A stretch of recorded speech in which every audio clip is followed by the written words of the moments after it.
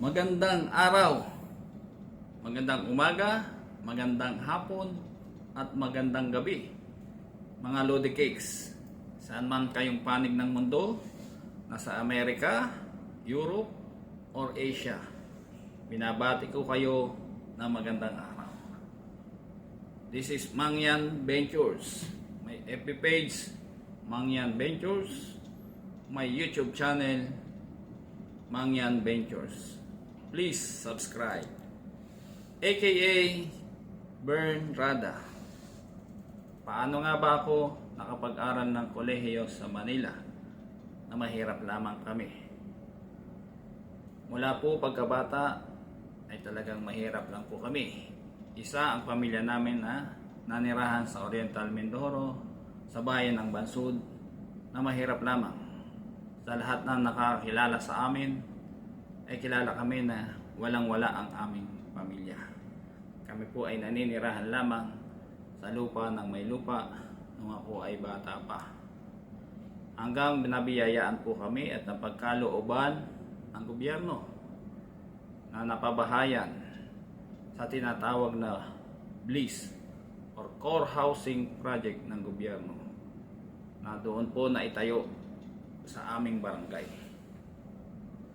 Mula po pagkabata ay namulat na sa pagbubukid.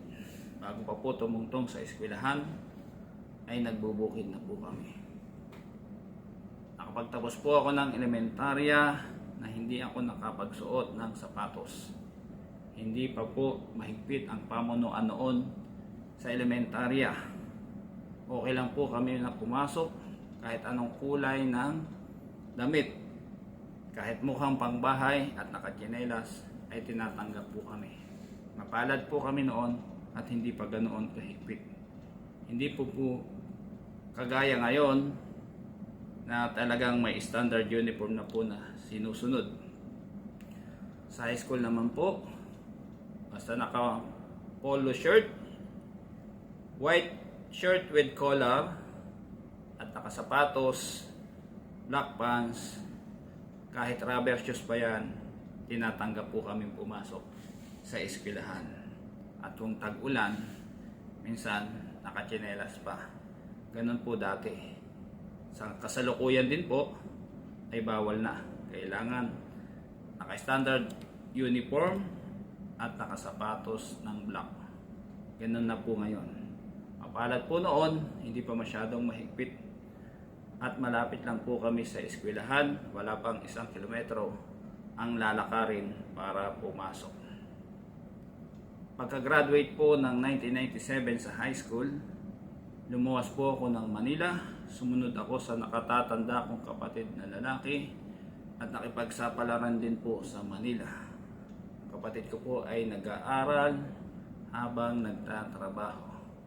Tinatawag po na self-supporting working student. Ganon din po ang ginawa ko. Naghanap po ako ng trabaho sa Metro Manila. Kahit anong trabaho papasukin, huwag lamang po maging hold upper or sa Malabanan, Puso Negro, kasi masyadong mabaho naman yun.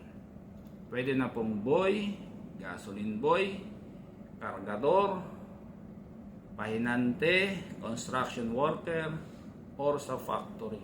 Basta magkaroon lamang po ng trabaho at marangal, hindi pumapasok sa illegal, mabubuhay, may makakain, pangbayad sa boarding house.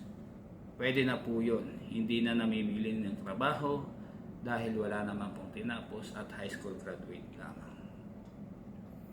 Sa kabutihang palad po, sa paghahanap po ng trabaho, ang napasukan ko po ay pagiging isang security guard. Hindi ko po ikinakahiya. Sa batang edad na 17, ako po ay naging security guard. Hindi po ganun kadali. Magtataka kayo, bakit naging security guard ako sa edad na 17? Ang mga papeles ko po, pasensya na kayo, ay sa recto lamang ang galing. Hindi ko na uulitin yun. Pero nagawa ko po yun dahil sa kagipitan. Sa pipitsuging agency lamang po ako nakapasok. Medyo mababa. Hindi nga po yun naghulog ng SSS At sa ngayon po ay wala na rin yung agency na yun. Matagal na siyang dissolve kasi nga po mababa siya at hindi siya makapasok sa regulasyon ng SOSYA. Pero ako'y nagpapasalamat pa rin po dahil nabigyan nila ako ng pagkakataon noon at kailangan ko yun. Nakapag-ipon po ako ng pera at nakapag-aral po, nakapag-enroll sa eskwelahan. Kumuha po ako ng kursong Bachelor of Science in Marine Transportation. Nakapag-enroll po ako ng 1998. Ako naman po ay nagtrabaho sa fast food. Hindi po kayang mag-aral at nagsi-security guard dahil mahaba po ang oras. 11 hours, 12 hours po ang duty. Hindi kayang pumasok sa eskwelahan. Kung panggabi naman palagi sa security guard ay mamamatay naman po sa pagiging anemic. Kukulang sa dugo, kulang sa tulog. Kumusta pa kaya sa school, matutulog na lang din. Kaya po sa fast food ako na masukan nang ako ay nakapag-enroll sa eskwelahan. Papasok po ako ng 7:30 sa school, lalabas ng 2:30. Ang pasok ko po sa fast food 3 o'clock. 30 minutes lang po ang aking allowance para dumating sa trabaho. Mapalad po ako, ang trabaho ko ay malapit lamang. Sa Quiapo lamang po, ang aking pong eskwelahan ay sa Quiapo lamang matatagpuan. Ang aking boarding house po ay isang kanto lamang galing sa eskwelahan. Kaya't kayang-kaya ko po yung oras, paspasan lamang po. Pagpasok po sa trabaho, alas 3 ng hapon hanggang alas 11 po ng gabi. Makakauwi ako sa boarding house 11:30 or 12 o'clock dahil naglilinis pa po sa closing ng fast food. Gagawa ng assignment at kung hindi natapos, papasok ng maaga before 7 upang mangopya sa kaklase, sa mabait na kaklase. Pasensya na po kung ito'y naikwento ko, pero yun ang katotohanan. Salamat sa mga kaklase na mababait na nagpapakopya ng panahon na yun. Marami po kami magkakaklase sa maritime studies, pero wala pa po siguro sa kalahati ang nakapagbarko sa amin. Sa kabutihang palad po, sa biyaya ng Diyos, ako po ay nakapagtapos ng maritime. 3 years lamang po ang academic requirements. Pero tinapos ko po iyon ng 4 na taon. Sa kadahilanan kulang sa pera, hindi kaya ng full load. Kaya yung may mga prerequisite lamang po ang priority kong kunin. At tinapos ko po ng 4 na taon yung maritime course na 3 taon lamang. At ang pang-4 po noon dapat ay yung apprenticeship na tinatawag para makagraduate po at magkaroon ng diploma.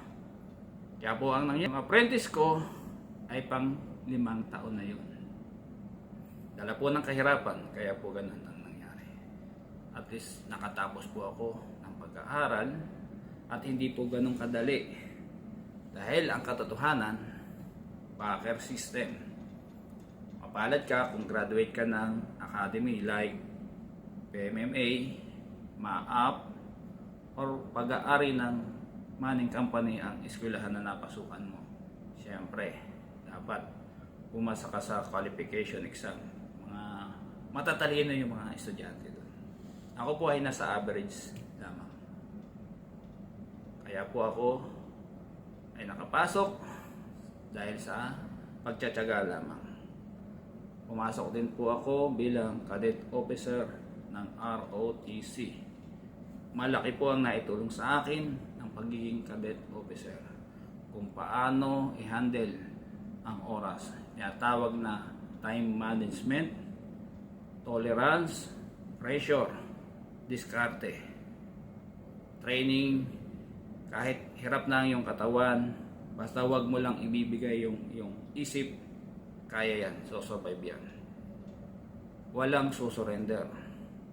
Surrender is not a word of man. Yan ang motto namin sa ROTC. Marami po ang pumasok na COCC, kukunti lamang po kami na nakatapos. Hindi po ganun kadali at relate ang mga nag-ROTC training dyan, ang mga nag-officer. Malaki po ang factor na naiambag sa akin ng pagiging cadet officer. At ganun nga po pagkatapos ko ng academic subject or academic course sa eskwelahan, nag-apply po ako sa kung saan agency. Minsan po sa security guard pa lamang ay hindi na makalampas. Dahil ang tinatanong, sinong backer mo dito? Sinong kamag-anak mo dito? Pag sinabi mo sa security guard, walk-in ka lamang, hindi ka na makakapasok. Maghahanap ka ng trabaho, maghapon, walang kain, skyflex lamang sa tanghalian at ice water. Sa mga hindi po nakaka-relate sa ice water, nung panahon po namin, yung piso mabibili mo ng ice water sa karinderya. Pinalamig na tubig binalot sa plastic, yung gawaan ng yelong binibenta. Ngayon, wala na po. Social na. Bottled water, purified water. Kung wala kang 10 piso o 15 pesos, wala kang tubig na maiinom. Sa kainitan ng araw, madidehydrate ka, lakad ka ng lakad, apply ka ng apply, bigo ka na naman, subok na naman sa susunod na araw hanggang magtagumpay. Ganun po lang yun. Anong naitulong sa akin ng ROTC? Huwag sumuko. Habang nabubuhay, habang humihinga, may pag-asa. Kapag sumuko ka, ikaw ang talo. Sa kabutihang palad po, nakapasok ako sa Enter Island, Roro. Natanggap po ako doon. Wala akong kakilala at nakapasok doon ko po. Natapos ang aking apprenticeship na 1 taon. At pagkatapos po doon, bumalik ako sa aking eskwelahan upang mag-process ng diploma as graduate ng 4 years course, Bachelor of Science in Marine Transportation. At akala ko po ay madali lamang mag-apply sa international dahil may experience na ako bilang deck cadet sa Enter Island. Ang katotohanan po ay hindi ganun kadali. At marami pong relate diyan ng mga kabaro. Nagtsatsaga mag-apply sa Luneta, apply ng apply hanggang mabigyan ng pagkakataon. Yun lang din po may sasuggestion ko sa mga kumukuha ng maritime or nag-a-apply ngayon. Huwag po kayong sumuko. Huwag kayong uuwing bigo sa inyong mga probinsya, pamilya. Hanggat nabubuhay may pag-asa yan. Magtiyaga ka lang.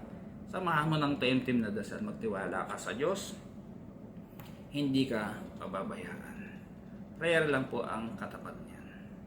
Ang paghihirap, malalampasan yan. At kapag nalampasan mo na, masarap sa pakiramdam, meron ka na. At kung may pagkakataon, sa maliit na paraan ay makatulong ka rin sa kapwa. Sa kabutihang palad po, sa tiyaga, ay nakapasok po ako sa international. Sa pinakamababang posisyon, GP, General Purpose Deck Cadet. Ang allowance po ay kagaya din sa Deck Cadet. Pero ang trabaho po ay bugbugan. Okay lang po yun. Pag batang probinsya ka, sanay ka sa bukid, baliwala yung mga trabaho-trabaho na yan. Dahil hindi po tayo sanay sa masarap na buhay. At sa kabutihang palad po, ay nalampasan ko mga pagsubok na yon. Dahil may ginamit ang Diyos, may tumulong sa akin na makapasok ako sa international shipping. At sa malaking manning agency, hindi ko na po babanggitin ang pangalan. Basta leading manning agency rin po sa Pilipinas ang aking kasalukuyang mula noon hanggang ngayon na manning agency. At sa kasalukuyan po, ako Ako ay kapitana ng barko sa biyaya ng Diyos lamang, tiwala sa Kanya, taimtim na pagdarasal, at ako'y lubos na nagpapasalamat sa mga taong tumulong sa akin, mga nag-promote sa akin, sa mga encouragement. At sa aking mga kapatid, mahirap lang po kami, pero sila ay nakasuporta by prayers at sa mga payo nila na para sa kabutihan. At sa mga kabataan ngayon na kumukuha ng anumang course, hindi lang maritime, kung education man yan, engineering, at mahirap ang pamilya nyo, pagsikapan yung matapos. Huwag muna kayong mag-jowa, girlfriend, boyfriend. Tsaka na po yan, yun lang ang may papayo ko. Kapag may matatag na kayong trabaho, madali na magkaroon o humanap ng partner. Pero pag inuna mo magkaroon ng boyfriend, girlfriend, at nagkaroon kayo ng anak, malaking problema na yan. Hindi ka makakapag-concentrate sa pag-a-apply mo. Concentration mo ay kung paano bubuhayin yung pamilya mo, panggatas ng anak mo. Paano ka pa makapag-a-apply? Mahirap na. Bibihira na ang malampasan yung pagkakataon yan. Dahil may first priority ka na ang buhayin yung anak nyo. Kaya may papayo ko, saka na po yan, pakikipagrelasyon, unahin ang kinabukasan. At kapag stable ka na, saka mo napasukin ang buhay, may pamilya, at maibibigay mo ang maayos na pamumuhay, hindi na mararanasan ng magiging pamilya mo kung anong hirap na dinaanan mo. Sa mga may kaya, pagbutihin nyo habang may pinagpapaaral ang magulang nyo sa inyo, kung sila man ay may matatag na trabaho, seaman man sila, or anumang profesyon na kaya kayong pag-aralin, pagbutihin nyo. Dahil ang pagsisisi ay nasa huli lamang. Sa lahat ng oras, i-acknowledge natin ang presensya ng Diyos. Huwag kalimutang magdasal at magpasalamat pagising sa umaga at bago matulog. Yun lamang po ang aking may babahagi ngayon, at sa susunod na muli ang aking kwento ng buhay. Sana po ay magsilbing aral sa mga kabataan. Sana po ay magustuhan nyo ang aking video na ito. Salamat po mga Lodi Cakes. God bless us all. God first.